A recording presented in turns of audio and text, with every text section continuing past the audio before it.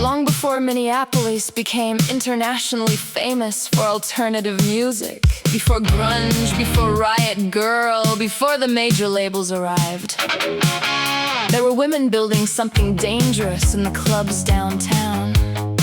Two of the bands held that charge were the Clams and Têtes Noires. There were different bands, different sounds, different eras, but together they helped change the image of women in Minnesota rock music forever. The Clams, the first wave! Emerging from the late 1970s Minneapolis underground, the Clams exploded onto the scene during the city's first real punk and new wave movement. This wasn't polished pop music. It was loud clubs, neon lights, sweaty dance floors, bright colors, sharp guitars, and pure downtown energy. Fronted by the unforgettable Cindy Lawson, the Clams mixed punk attitude with pop hooks and underground style, becoming part of the same dangerous nightlife culture growing around places like First Avenue.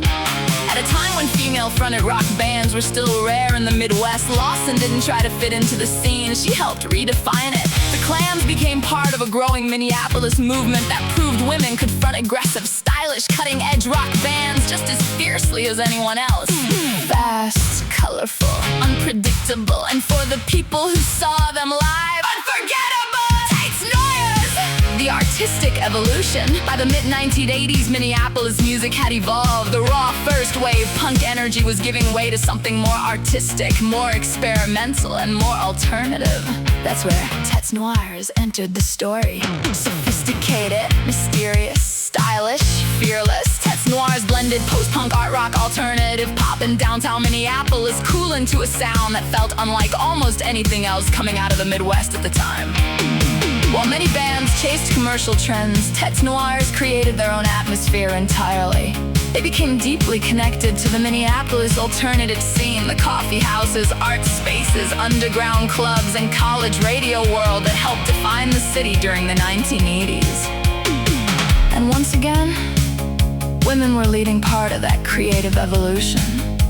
Where the Clams had kicked open the club doors with punk energy, Têtes Noires walked through them and transformed the room itself.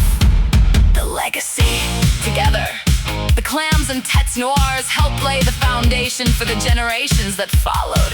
Without bands like these, there may never have been a path for later Minnesota female-driven acts like Babes in Toyland, Vixen, Lizzo.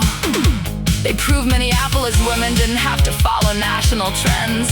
Sometimes they created them, and long before the world fully noticed, the Twin Cities underground already knew something important was happening.